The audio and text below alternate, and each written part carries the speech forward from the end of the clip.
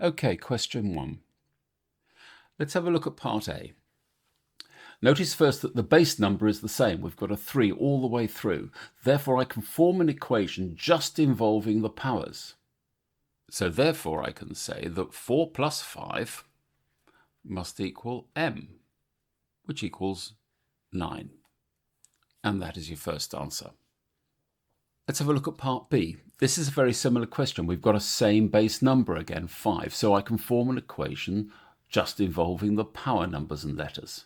The difference is that we've got 5 to the power 3 raised itself to the power 7, so we've got 7 lots of 5 to the power 3.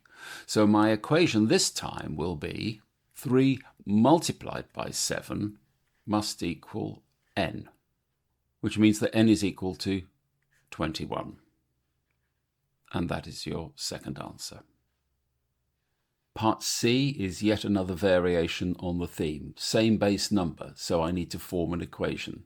Well, on the top line, I can just add the powers. And this 7 raised to the power p in the denominator means I will have to subtract p from my addition of the numerator. So the equation becomes 8 plus 2 minus p must equal 6. Rearranging things, I'm going to put p on the other side but write it the other way round, so I get p is equal to these two together, which is 10 minus 6, which is equal to 4. And that is your answer.